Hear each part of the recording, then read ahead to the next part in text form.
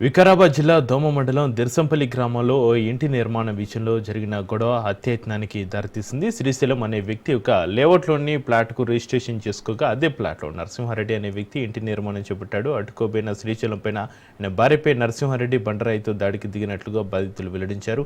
తన ప్లాట్ అన్యాయంగా కబ్జాకు గురైనట్లుగా పంచాయతీ సెక్రటరీకి పోలీసులకు శ్రీశైలం ఫిర్యాదు చేశాడు. ఇదే ఫ్లాట్కు సంబంధించి రిజిస్ట్రేషన్ కాగితాలు ఉన్నట్లుగా శ్రీశైలం నోటరీ ఉందని నరసింహారెడ్డి చెబుతున్నట్లుగా స్థానికులు తెలిపారు.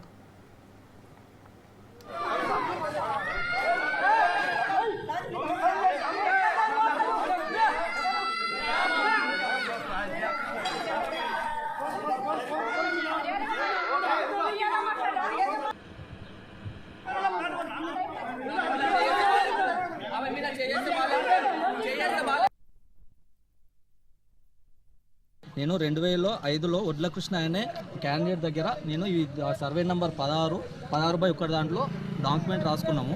అప్పట్లో ఇది నా పేరు మీద రాసుకున్నాం. దాన్ని అదే డాక్యుమెంట్ని 2014లో నా పేరు మీద రిజిస్ట్రేషన్ చేసుకున్నా. ఈ క్యాండిడేట్లు లాస్ట్ ఇయర్ నా ప్లాట్లో కబ్జాకు వచ్చిండ్రు.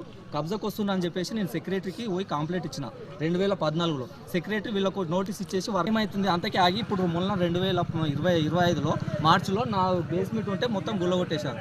ఎందుకు గుల్లగొట్టిందని చెప్పేసి నేను పోలీస్ స్టేషన్లో పోయి కంప్లైంట్ ఇస్తే పోలీస్ స్టేషన్ నుంచి ఎఫ్ఐఆర్ కాపీ అన్న వీళ్ళ మీద కేసు బుక్ అయిపోయింది. కేసు బుక్ అయిపోయిన తర్వాత 3 నెలలు అవుతుంది. ఇప్పటి వరకు పోలీసు వాళ్ళ చుట్టూ తిరుగుతున్నా, ఎలాంటి ఇన్ఫర్మేషన్ లేదు, ఏం లేదు. 2-3 సార్లు వచ్చారు, ఎంక్వైరీ చేసుకున్నారు.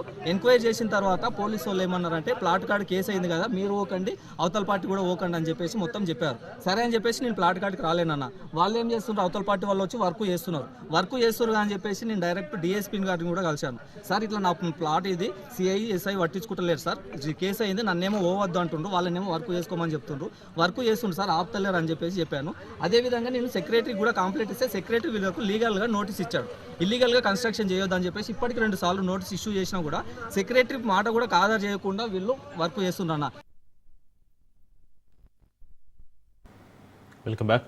పులివెందుల జెడ్పీటీసీ ఎన్నికల్లో వైఎస్ఆర్ కాంగ్రెస్ పార్టీ విజయం సాధిస్తుందని ఎమ్మెల్సీ రమేష్ యాదవ్ ధీమా వ్యక్తం చేశారు. తెలుగుదేశం పార్టీ నేతలు తమని హత్య చేసేందుకు ప్రయత్నం చేశారని ఆయన ఆరోపించారు. పోలీసులు పచ్చ చొక్కాలు వేసుకుని టీడీపీ కోసం పనిచేస్తున్నారని రమేష్ ఆరోపించారు. జగన్మోహన్ రెడ్డి కోసం దేనికైనా సిద్ధమంటున్న ఎమ్మెల్సీ రమేష్ యాదవ్తో మా ప్రతినిధి రమేష్ ఫేస్ టు ఫేస్. ఉప ఎన్నిక సందర్భంగా వైఎస్ఆర్ కాంగ్రెస్ పార్టీ నేతలపైన దాడి జరిగింది. ఈ దాడిలో వైఎస్ఆర్సీపీ ఎమ్మెల్సీ రమేష్ యాదవ్ కూడా గాయపడ్డారు. ప్రస్తుతం మనతో ఎమ్మెల్సీ రమేష్ యాదవ్ ఉన్నారు. సార్, నిన్న మీ పైన అటాక్ జరిగింది, చేతికి కూడా అయితే దెబ్బ తగిలినట్టుంది. ఏమైంది సార్, అసలు చేతికి ఏం జరిగింది, ఎందువల్ల ఈ అటాక్ జరిగింది? మాకొద్దు మేము మా లీడర్లకు సంబంధించిన మా వైఎస్ఆర్సీపీ పార్టీకి సంబంధించిన లీడర్ని కలవడానికి మేము నల్గొండవారిపల్లెకి వెళ్ళడం జరిగింది. మేము అక్కడ మాట్లాడుకొని మా పని మేము చేసేసుకొని మేము వచ్చే క్రమంలో, అంటే రిటర్న్ పులివెందులకు వచ్చే క్రమంలో ఒక్కసారి వచ్చేసి దాంట్లో నుంచి మా 70 నుంచి 100 మంది మా మీద పడి మమ్మల్ని కొట్టాలనే ఉద్దేశంతో పెద్ద పెద్ద రాళ్ళని తీసుకొచ్చి అద్దాలన్నీ పగలగొట్టి బయటికి తీయాలని కార్యక్రమం చేశారు. కానీ అద్దాల్లో నుంచి మమ్మల్ని తీసిన వాళ్ళకి ఆస్కారం దొరక్క కారు సంబంధించిన వెనకల బ్యాగ్ అద్దమంతా పగలగొట్టి అక్కడి నుంచి రాడ్లు పంపించి మమ్మల్ని కొట్టే ప్రయత్నం చేశారు. అయినా వాళ్లకు కరెక్ట్ దొరకపోయేసరికి అప్పుడు కూడా నాకు వెనకల భాగంలో గాయమైంది. నా పక్కన ఉన్న రాము గారికి తలకు ఇక్కడ గాయమైంది, చాలా పెద్ద గాయమైంది. చంపాలని ప్రయత్నించారనమాట.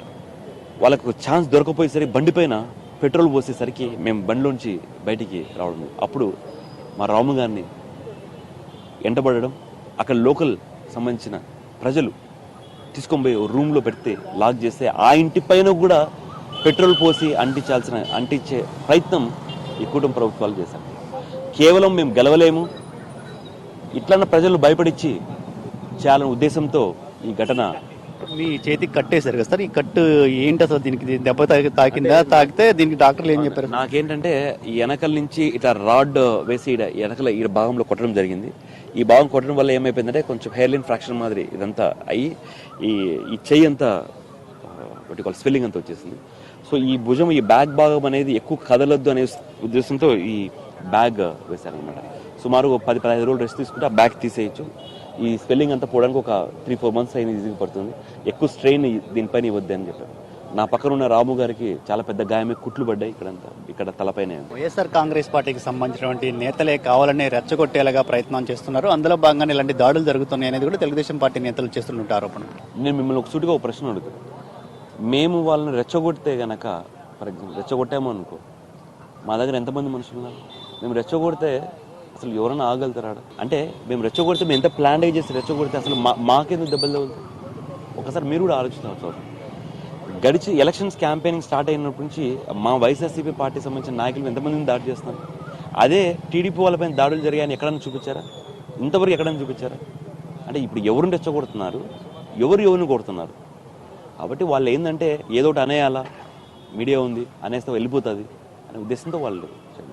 పోలీస్ యంత్రాంగం మీకు ఎట్లాంటి ప్రొటెక్షన్ ఇస్తూ ఉంది? నిన్న కొంతమంది పోలీసు ఉన్నతాధికారులు కూడా మాట్లాడారు, మేము వాళ్ళకి ప్రొటెక్షన్ ఇచ్చాము, లేకపోతే అనేక అనర్థాలు జరిగాయని. ఇక్కడ పోలీసు వాళ్ళు నిజంగా ప్రొటెక్షన్ ఇస్తే ఇక మాకేం సమస్య ఉందని. ఇక్కడ ఏంటంటే పోలీసులు ప్రొటెక్షన్ అనేది లేదు. ఇక్కడ పోలీసు స్ట్రైట్ అవే పచ్చ చొక్కాలు వేసుకొని కూటమి ప్రభుత్వానికి సపోర్ట్గా క్యాంపెయినింగ్ చేస్తున్నారు. సో అది ఈరోజు ఈ జెడ్పీటీసీ ఎలక్షన్లో జరుగుతుంది.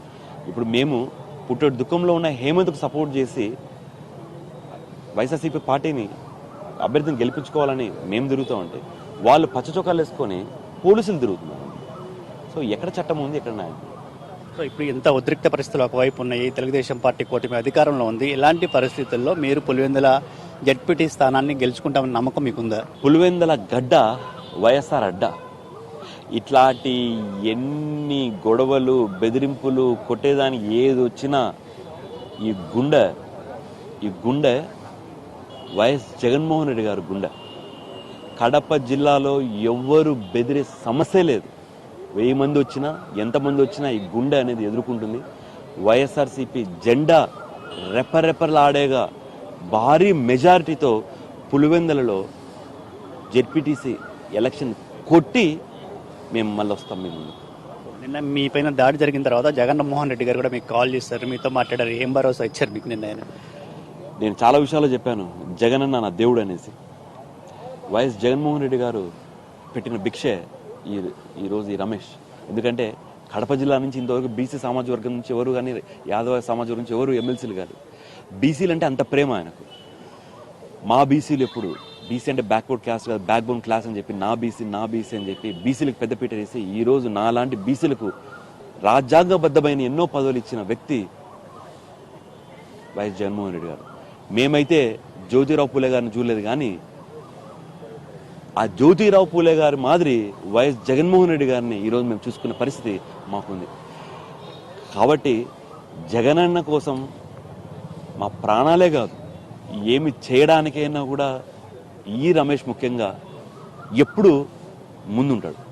కాబట్టి ఈ గుండె అనేది వైఎస్ జగన్మోహన్ రెడ్డి గారి గుండె.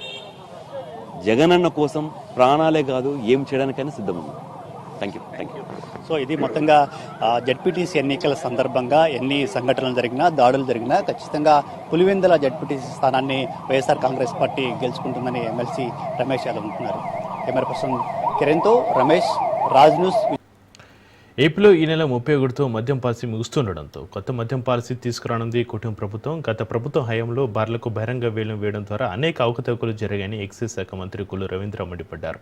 కూటమి ప్రభుత్వం వచ్చిన తర్వాత అవినీతి లేకుండా ఎలాగైతే ఆన్లైన్ ద్వారా మద్యం షాపులు కేటాయించామో ఈసారి కూడా బార్లకు సంబంధించి కూడా ఎక్కడ అవినీతి లేకుండా కేటాయిస్తామంటున్న మంత్రి కొల్లు రవీంద్రతో మా AP bureau chief Kranthi face to face. ఏపీలో సెప్టెంబర్ 1వ తారీఖు నుంచి కొత్త మద్యం పాలసీ రానుంది. దీనికి సంబంధించి నిన్న జరిగిన క్యాబినెట్లో కూడా ఆమోదం తెలిపింది. అసలు గత పాలసీకి సంబంధించి ఇప్పుడు నూతనంగా ప్రవేశపెట్టే పాలసీకి సంబంధించి వ్యత్యాసం ఏంటి, ఏ రకంగా కొత్త పాలసీ ఉండబోతుంది? ప్రస్తుతం మనతో పాటు మంత్రి కొల్లు రవీంద్ర ఉన్నారు. సార్, ఏంటి ఈ పాలసీకి సంబంధించి గత పాలసీకి ఈ పాలసీకి తేడా ఏంటి? ఆంధ్రప్రదేశ్ రాష్ట్ర ప్రభుత్వం ఎక్సైజ్ పాలసీలో మన ఆగస్టులో లాస్ట్ ఇయర్లో మనం ఏదైతే A4 షాప్స్ సంబంధించి పాలసీ తీసుకోవడం జరిగింది. అట్లాగే ఇప్పుడు బార్ పాలసీ ముగియనుంది కాబట్టి కొత్త బార్ పాలసీకి తీసుకోవడానికి నిన్ననే క్యాబినెట్ ఆమోదం చేయడం జరిగింది. క్యాబినెట్లో గౌరవ ముఖ్యమంత్రి గారు కూడా ఎక్కువ లిక్కర్ని కన్సంప్షన్ తగ్గించుతూ ప్రజలకు ఇబ్బంది లేకుండా చేయాల్సిన కార్యక్రమాల మీద ముందుకు వెళ్ళాలని చెప్పి ఆదేశించడం జరిగింది. ఎందుకంటే గత ప్రభుత్వంలో మనం చూసాం, లిక్కర్లో జరిగినటువంటి విషయాలన్నీ కూడా వాళ్ళ ప్రజలందరికీ కూడా తెలిసినటువంటి విషయాలే. మరి అలాంటి పరిస్థితుల నుంచి ఇవాళ ఒక నాణ్యమైనటువంటి లిక్కర్తో పాటు వాళ్ళకి అందుబాటులో ఉండే విధంగా మరి పేదలు కూడా ఎందుకంటే ఉదయం నుంచి కష్టపడి పనిచేస్తుంటారు కాబట్టి వాళ్ళకి ఇబ్బంది లేకుండా చేయటం, అలాగే పక్క రాష్ట్రాల నుంచి వస్తున్నటువంటి నాన్ డ్యూటీ పెయిడ్ లిక్కర్ కానీ, అలాగే ఇల్సిట్ లిక్కర్ కానీ కొంతమంది ఆ రోజు పెట్టినటువంటి రేట్ల వల్ల వాళ్ళు అది తీసుకోలేక ఇల్సిట్ సంబంధించి తాగడం వల్ల జంగారెడ్డిగూడెం అలా 2-3 ప్రాంతాల్లో కూడా అప్పుడు కొంతమంది చనిపోవడం కూడా జరిగింది. కాబట్టి దాని మీద కూడా మేము చాలా స్ట్రిక్ట్గా ఉక్కుపాదం పెట్టాం. అలాగే బార్ పాలసీకి సంబంధించి గతంలో జగన్మోహన్ రెడ్డి ప్రభుత్వంలో ఆనాడు ఆక్షన్ విధానాన్ని పెట్టారు. ఆక్షన్ విధానం వల్ల వాళ్ళు ఇష్టారాజ్యంగా సిండికేట్లుగా ఫామ్ అయిపోయి కొన్ని చోట్లేమో ఎక్కువ రేట్లు పెట్టించడం 1,80,00,000 వరకు కూడా వెళ్ళింది. ఇదంతా కూడా ప్రజల మీద భారం పడుతుంది. అట్లాగే వాళ్ళు ఇష్టారాజ్యంగా కొన్ని చోట్ల సిండికేట్స్ చేసేసి అవన్నీ కూడా వాళ్ళు పంచుకునే కార్యక్రమాలు చేశారు. ఇలాంటివి జరగకుండా ఉండడం కోసం ఇప్పుడు డ్రా ఆఫ్ లాట్స్ కింద పెట్టి మినిమం 4 అప్లికేషన్లు, దాదాపు 840 షాప్స్ ఉన్నాయి. 840 షాప్స్కి ప్లస్ ఇవాళ ఏదైతే గౌరవ ముఖ్యమంత్రి గారు గౌడ సోదరుల కోసం కూడా 10% ఇవ్వాలని లక్ష్యం పెట్టుకున్నాం. దాంట్లో భాగంగా వాళ్ళకు కూడా 10% షాప్స్ ఇవ్వడం జరుగుతుంది. ఈ షాప్స్ అన్నింటినీ కూడా డ్రా ఆఫ్ లాట్స్ కింద 5 లక్షల అప్లికేషన్ ఫీజు ఉంటుంది. మినిమం 4 అప్లికేషన్లు పడితే డ్రా తీయటం జరుగుతుంది. అట్లా వాళ్ళకి ఎవరికైతే వస్తుందో వాళ్ళకి రెస్టారెంట్ కూడా ఉండాల్సిన అవసరం లేదు. 15 రోజుల్లో వాళ్ళు రెస్టారెంట్ ఏర్పాటు చేసుకోవచ్చు. అలాగే 6 ఇన్స్టాల్మెంట్స్ 35 లక్షలు, అట్లాగే 55 లక్షలు, 75 లక్షలు పాపులేషన్ బట్టి నిర్ణయించడం జరిగింది. దాని ప్రకారం వచ్చినటువంటి దాన్ని 6 ఇన్స్టాల్మెంట్స్లో వాళ్ళు కట్టుకోవచ్చు. ఇది 3 ఇయర్స్ పీరియడ్ ఉంటుంది. 3 ఇయర్స్ పీరియడ్లో వాళ్ళు ఎస్టాబ్లిష్ చేసుకుని అయిన ఉంటారు కాబట్టి 3 ఇయర్స్ పీరియడ్ ఇవ్వడం జరిగింది. ఈ రకంగా ఏఆర్ఈటీకి సంబంధించిన కూడా కొన్ని ఇష్యూస్ ఉన్నాయి, డిఫరెన్సెస్ ఉన్నాయి కాబట్టి అది కూడా వాళ్ళు బిజినెస్ చేసిన తర్వాత ఫస్ట్ ఇన్స్టాల్మెంట్ ఎప్పుడైతే వాళ్ళు కడతారో సెకండ్ ఇన్స్టాల్మెంట్, ఆ ఇన్స్టాల్మెంట్ అప్పుడు ఆ ఏఆర్ఈటీకి సంబంధించి కట్టుకుంటే సరిపోద్ది. దీనివల్ల మరి అటు కస్టమర్కి ఇబ్బంది రాకుండా చేయాలి, అట్లాగే నాణ్యమైనటువంటి కార్యక్రమాలు చేయాలని చెప్పి ఈ పాలసీలో పెట్టుకోవడం జరిగింది. అయితే ముఖ్యమంత్రి గారు క్లియర్గా చెప్పడం జరిగింది, మద్యం వల్ల ప్రజలకు ఇబ్బంది లేకుండా నాణ్యమైన మద్యం అందించడం అనేది తమ ప్రభుత్వ లక్ష్యం అని. అదేవిధంగా పక్క రాష్ట్రాలకు సంబంధించిన అంటే మన పొరుగు రాష్ట్రం కర్ణాటక కావచ్చు, దానికి సంబంధించిన ఎక్సైజ్ కమిషనర్లు కూడా మద్యం సేల్స్ తగ్గింది బార్డర్లో అనేది బహిరంగంగా చెప్తున్న పరిస్థితి. ఎలా చూడవచ్చు దీనికి సంబంధించి? అదే కదా చెప్తున్నాము, ఎందుకంటే చాలా పారదర్శకంగా చేసాం. మొన్న గ్రూప్ ఆఫ్ మినిస్టర్స్ అందరం కూడా కూర్చుని 4-5 సార్లు దీని మీద అధ్యయనం చేసి మనం ఇచ్చినటువంటి పాలసీ వల్ల మనకి ఏదైతే పక్క రాష్ట్రాల నుంచి ఇంపోర్ట్ అయ్యే మద్యం అంతా కూడా ఇవాళ కట్టడి చేయగలిగాం. అట్లాగే ఇల్సిట్ను కూడా కట్టడి చేయగలిగాం. ఇవాళ దాదాపు 12 జిల్లాలని ఐడి ఫ్రీ కింద అనౌన్స్ చేశాం. ఈ నెలాఖరులోపు ఇంకొక 8 జిల్లాలు ఐడి ఫ్రీ కింద చేయబోతున్నాం. రెస్ట్ ఆఫ్ డిస్ట్రిక్ట్స్ అన్నీ కూడా నెక్స్ట్ మంత్లో 100% 26 జిల్లాలు కూడా ఐడి ఫ్రీ డిస్ట్రిక్ట్స్గా ఆంధ్ర రాష్ట్రాన్ని ఐడి ఫ్రీ స్టేట్గా అనౌన్స్ చేయబోతున్నాం. మరి ఇది చాలా పకడ్బందీగా కొన్ని ఇబ్బందులు ఉన్నాయి, అయినా కూడా అవన్నీ కూడా కట్టడి చేస్తూ గతంలో వాళ్ళు చేసినటువంటి విధానాల వల్ల చాలా పొల్యూట్ అయిపోయింది. దాని అంతా కూడా కరెక్ట్ చేసుకుంటూ రావడం వల్ల ఇటు ప్రజల ఆరోగ్యం, బ్రాండ్స్ కూడా గతంలో వాళ్ళకి కావాల్సిన లిమిటెడ్ బ్రాండ్స్ పెట్టుకున్నారు, సొంత బ్రాండ్స్ పెట్టుకున్నారు. ప్రజల ఆరోగ్యాన్ని ఏ రకంగా దోపిడీ చేశారో మనం చూసాం. చాలామంది మరణించినటువంటి సందర్భాలు చూసాం. ఇవాళ దాదాపు 12 రకాలైన టెస్టులు చేస్తున్నాం ల్యాబ్స్లో. ప్రతి బ్యాచ్ని కూడా మనం ల్యాబ్స్లో టెస్ట్ చేయడం వల్ల, అలాగే కొత్త మల్టీనేషనల్ కంపెనీస్ కూడా ఇవాళ బ్రాండ్స్ వచ్చినాయి. ఇవన్నీ కూడా రావడం వల్ల అవైలబిలిటీ ఉంది. అందుకని పక్క రాష్ట్రాలకు వెళ్ళాల్సినటువంటి అవసరం లేకుండానే రాష్ట్రంలోనే మన వాళ్ళు తీసుకోవడం వల్ల మనకి ఇక్కడ ఆదాయం పెరిగింది. పక్క రాష్ట్రాల నుంచి కూడా మొన్న కర్ణాటక నుంచి వచ్చి వాళ్ళంతా కూడా ఇక్కడ మనం ఎలా చేస్తాం ఏంటనేది వాళ్ళు స్టడీ చేసుకుంటే వాళ్ళ టీం రావడం జరిగింది సెక్రటరీ గారితో సహా. అట్లాగే ఇవాళ పక్క రాష్ట్రాల పేపర్స్ కూడా వాళ్ళు చూస్తున్నాం, మంత్రులు కూడా చూస్తున్నాం. వాళ్ళు చెప్తున్నారు వాళ్ళ ఆదాయం బార్డర్ డిస్ట్రిక్ట్స్లో తగ్గినాయి అని చెప్పి. దీనివల్ల ప్రజల ఆరోగ్యం, ప్రభుత్వ ఆదాయం, ప్రజల యొక్క ధనాన్ని కూడా కాపాడుతున్నాం. అది ఖచ్చితంగా గతంలో ఏదైతే మద్యం పాలసీకి సంబంధించి ఏ రకంగా ప్రభుత్వం పారదర్శకంగా అవలంబించిందో ఇప్పుడు కూడా నూతన మద్యం పాలసీ కూడా అదే రకమైన పారదర్శకంతో ప్రజలకి మేలు జరిగేలాగా ఎటువంటి ఇబ్బందులు కలగకుండా కూడా ప్రభుత్వం ముందుకు వెళ్తున్నట్టు కూడా చెప్తున్న పరిస్థితి. ఇది ఇక్కడ వస్తే ఓటో స్టూడియో.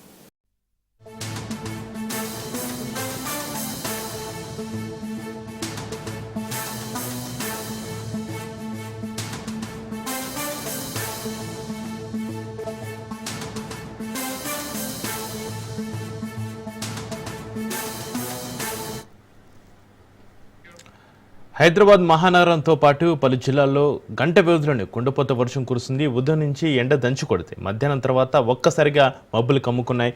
కొద్దిసేపటికే ఆకాశానికి చిల్లులు పడ్డాయా అన్నట్లుగా గంటన్నర పాటు కుండపోతగా వర్షం దంచి కొట్టింది. రాష్ట్ర వ్యాప్తంగా గురువారం పలుచోట్ల ఇలా వరుణుడు కంగారెత్తించాడు. ఇక ప్రత్యేకించి 4 రోజుల క్రితమే భారీ వర్షంతో ఉక్కిరిబిక్కిరైన హైదరాబాద్లో వరుణుడు మరోసారి గర్జించాడు. దీంతో జనజీవనం ఉక్కిరిబిక్కిరైంది. గ్రేటర్ హైదరాబాద్ పరిధిలో క్షణాల్లోనే వరద పోటెత్తింది. రోడ్లు చెరువులను తలపించాయి. కార్ల అద్దాల వరకు నీళ్ళొచ్చాయంటే పరిస్థితి తీవ్రతను అర్థం చేసుకోవచ్చు. ఇక ప్రవాహ తీవ్రతకు రోడ్డు పక్కన ఇళ్ల వద్ద పార్క్ చేస్తున్న బైకులు కొట్టుకుపోయాయి. ఎక్కడికక్కడ ట్రాఫిక్ అంతరం ఏర్పడంతో కిలోమీటర్ల మేర వాహనాలు నిలిచిపోయాయి.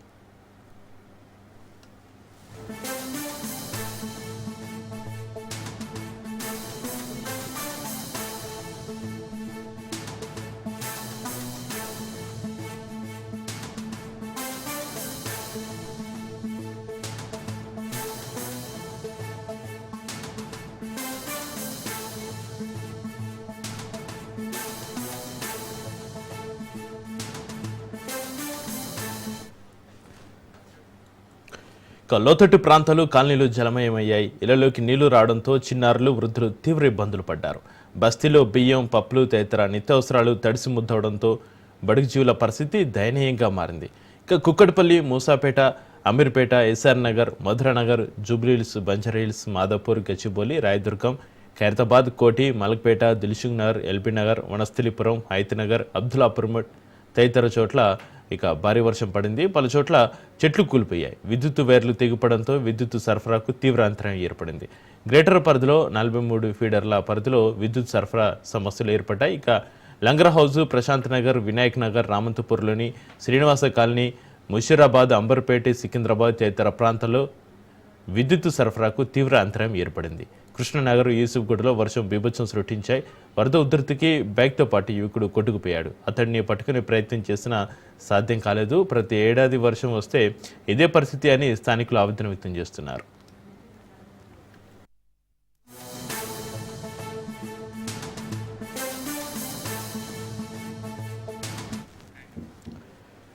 గ్రేటర్ హైదరాబాద్ వ్యాప్తంగా భారీ వర్షం కురిసింది. దాంతో చాలా ప్రాంతాల్లో రోడ్లు చెరువులను తలపించాయి. ఒకవైపు వర్షం, మరోవైపు ట్రాఫిక్ జామ్స్తో వాహనదారులు నానా ఇబ్బందులు పడ్డారు.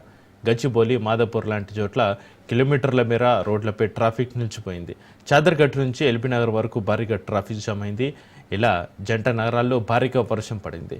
కాజాగూడలో 12 సెంటీమీటర్లు, ఎస్ఆర్ నగర్లో 11, ఖైరతాబాద్లో 11, సరూర్ నగర్లో 10 సెంటీమీటర్ల వర్షపాతం నమోదైంది. అత్యధికంగా గచ్చిబౌలిలో 12.5 సెంటీమీటర్ల వర్షం కురవగా శ్రీనగర్ కాలనీలో 11.1, యూసుఫ్గూడలో 10.4, ఉప్పల్లో 10, ఇక బంజారాహిల్స్లో 9 సెంటీమీటర్ల వర్షపాతం, ఇక నాగోల్లో 8.8 సెంటీమీటర్లు, ఎల్బీ నగర్లో 9.3 సెంటీమీటర్లు, గోల్కొండలో 7.9, బోర్బండలో 7.5 సెంటీమీటర్ల వర్షపాతం నమోదైంది.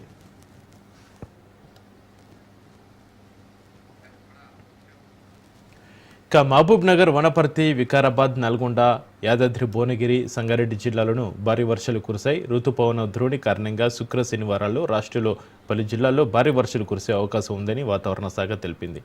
నల్గొండ, యాదాద్రి, భువనగిరి, నాగర్ కర్నూలు, వనపర్తి, మహబూబ్ నగర్, నారాయణపేట, జోగులాంబ, గద్వాల జిల్లాలకు పసుపు రంగు హెచ్చరికలు జారీ చేసింది వాతావరణ శాఖ.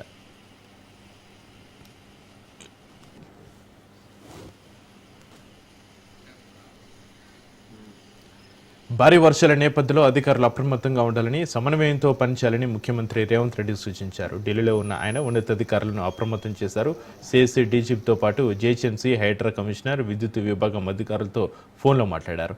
విపత్తు నిర్వహణ బృందాలను సంసిద్ధంగా ఉంచాలన్నారు. కలెక్టర్లను జిల్లాలోని అన్ని విభాగాలతో ఎప్పటికప్పుడు పరిస్థితిని సమీక్షించాలని కోరారు. ఇక లోతట్టు ప్రాంతాల్లో ముందు జాగ్రత్త చర్యలు చేపట్టాలని, హైదరాబాద్ ప్రజలు అత్యవసరమైతే తప్ప ప్రయాణాలు వాయిదా వేసుకోవాలని తెలిపారు. అధికారులు అందుబాటులో ఉండాలని ముఖ్యమంత్రి ఆదేశించారు.